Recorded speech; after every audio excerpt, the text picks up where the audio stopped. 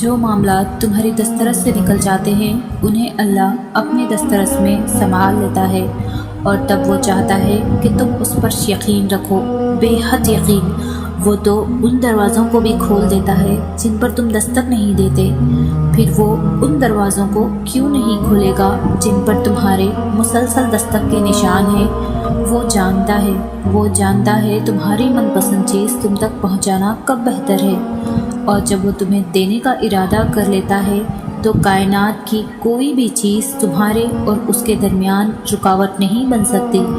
اللہ بڑے حیرت انگیز طریقوں سے کام کرتا ہے جنہیں تم کبھی نہیں سمجھ سکتے۔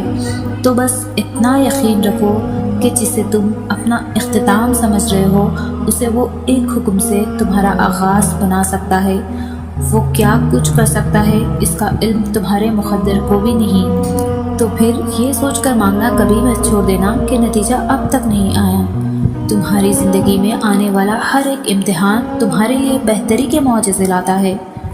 اسی چیز کو وہ تمہارے لیے وسیلہ بنا دے گا جو تمہارے لیے مایوسی کا سبب بنی ہوئی ہے۔ تم ان چیزوں کی فکر کیوں کرتے ہو جو تم نہیں کر سکتے؟ تم ان پر غور کیوں نہیں کرتے جو اللہ کر سکتا ہے؟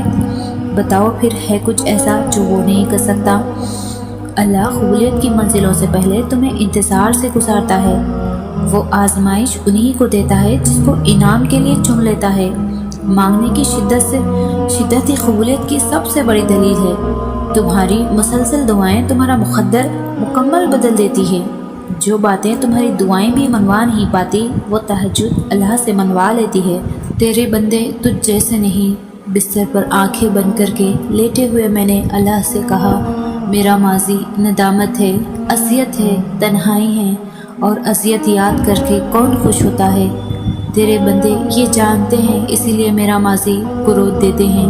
وہ میری ندامتوں کو، میرے قرب کو اپنی انگلیوں پر گنتے ہیں، اور پھر مجھے یاد دلاتے ہیں کہ مجھے جینے کا کوئی حق نہیں، کہ مجھ سے بڑا گنہگار کوئی نہیں۔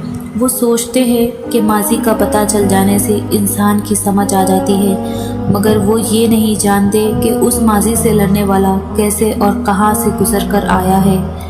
تو میں تجھ سے آج مدد مانگ رہی ہوں، تو بتا انہیں کتنی اذیتیں کاٹی ہیں میں نے، کتنی تنہائیوں سے گزری ہوں، کتنے آنسو ان ندامتوں کے پیچھے چھپے ہیں۔ تو بتا انہیں کہ انگلیوں پہ کسی کے گناہ گنوانے سے اپنے گناہ نہیں چھپ جاتے۔ تو بتا انہیں کہ درد گنتی میں نہیں سماتا۔ اب مجھ میں حوصلہ نہیں ہے اس کا سامنا کرنے کا۔ تھک گئی ہوں تیرے بندوں سے لڑتے لڑتے، بہت تھک گئی ہوں خود سے لڑتے لڑتے۔ اب رہائی چاہیے مجھے۔ میں جانتی ہوں تجھ تک پہنچنے کے قابل نہیں ہوں، مگر یہ میری التجا سن لے۔ اب حوصلہ نہیں ہے مجھ میں آزمائش کا۔ جانتی ہوں تو طاقت دینے والا ہے، مگر تیری قسم اب جو آزمائی گئی تو مر جاؤں گی۔ رحم کر، تھام لے کہ موت تک زندہ رہ سکوں۔ مدد کر، تیرے بندے نہ سہی تو مجھے معاف کر دے۔ تیرے بندے تو بہت ظالم ہیں، تو غفور الرحیم ہے۔ میں جان گئی ہوں کہ تیرے بندے تجھ جیسے نہیں، مگر میں یہ بھی جانتی ہوں کہ تو ان جیسا نہیں۔ میرے یقین کا بھرم رکھ، تیرے بندے تجھ جیسے نہیں اور تو ان جیسا نہیں۔ جس پکار کو وہ خود تمہارے منہ سے سننا چاہتا ہے وہ اسے پھر رد کیسے کر سکتا ہے؟ جب اللہ کو تمہارے مانگنے کا انداز پسند آ جاتا ہے تب وہ دینے میں ذرا سی تاخیر کر دیتا ہے تاکہ تمہاری آواز اسے بار بار سنائی دیتی رہے۔ وہ اگر تمہاری دعائیں نہیں بدل رہا تو جان لو کہ اس نے اب قبولیت کا ارادہ کر لیا ہے، اور اللہ تب تم تک معجزے لاتا ہے جب تم سب کچھ ختم ہو جانے کے بعد بھی دعا کرتے ہو، اس یقین کے ساتھ کہ اللہ کی دسترس سے باہر تو کچھ بھی نہیں۔ کن دعاؤں سے ہے، اور دعائیں تو ان حقیقتوں کو بھی بدل سکتی ہے جنہیں تمہارے مقدر میں بہت پہلے لکھا جاتا ہے۔ اگر اللہ تمہارا دل نہیں بدل رہا تو یقین رکھو کہ وہ تمہارا نصیب بدلنے پر راضی ہے۔ وہ پوچھنے لگی، اگر نصیب لکھ دیا گیا ہے تو پھر یہ دعاؤں کے جتن کیسے؟ یہ سوال کرتے ہوئے اس کے لہجے میں بے انتہا درد تھا۔ کچھ چیزیں آزمائش ہوتی ہے، میں نے اس کا ہاتھ تھامتے ہوئے کہا۔ اسی لیے اللہ ان کا کھانا نصیب میں خالی ہاتھ چھوڑ دیتا ہے، کیونکہ اس کو علم ہوتا ہے کہ میرا بندہ ایسا ہے جس کو مجھ تک آنا تو ہے مگر ڈھیر ساری ٹھوکروں کے بعد، اسی لیے وہ ان چیزوں کو تمہارے لیے نصیب میں نہیں رکھتا، وہ انہی دعاؤں میں چھپا دیتا ہے کہ ان چیزوں کی کھوج کے بہانے نکلو گے تو اسے بھی تلاش کر لو گے، آزمائش کا حق بھی ادا ہو جائے گا اور تمہیں تمہارا انعام بھی مل جائے گا۔ غم تو اللہ تک پہنچنے کا واحد اور آخری دروازہ ہے، اور اگر وہ تمہیں غم کے قابل سمجھ لیتا ہے تو جان لو اس نے تمہیں اپنے قابل بنانے کا فیصلہ کر لیا ہے۔ اس کی محبت کے قابل بن جانے سے بہتر تو کچھ بھی نہیں۔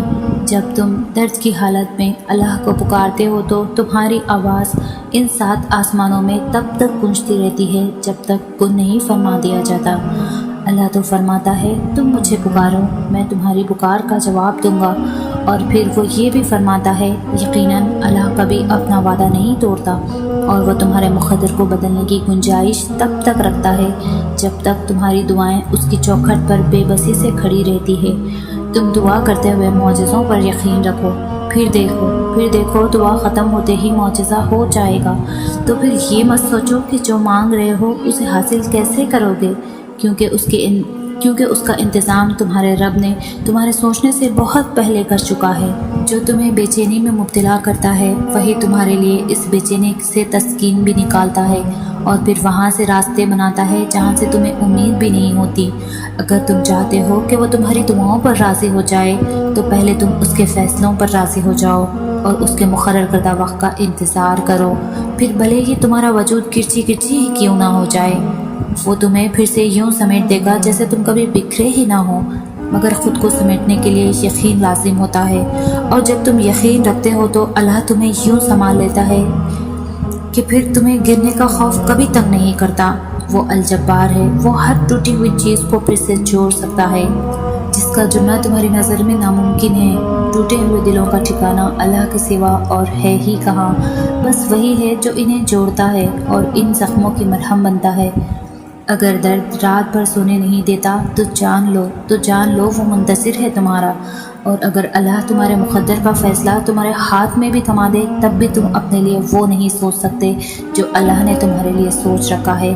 تو پھر صبر کرو، کیونکہ جب اللہ تمہیں کنارے پر لا کر کھڑا کر دیتا ہے تب وہ یا تو تمہیں تھام لیتا ہے یا اڑنا سکھا دیتا ہے۔ وہ تمہیں تمہاری من پسند چیز کو کھو دینے کے خوف سے گزار کر اپنا آپ یاد کرواتا ہے۔ یہ اسی کے فیصلے ہیں کہ وہ تمہیں کب اور کیا دیتا ہے، تو پھر یہ کیوں ملا اور وہ کیوں نہیں ملا یہ سوچنا تمہارا کام نہیں، تمہارا کام بس دعا کرنا ہے اور یقین رکھنا ہے، کیونکہ تم خود اپنے لیے اچھے یا برے کا انتخاب نہیں کر سکتے، تم خود ہی خود کے ساتھ ناانصافی کرتے ہو، اللہ تمہارے ساتھ کبھی ناانصافی نہیں کرتا۔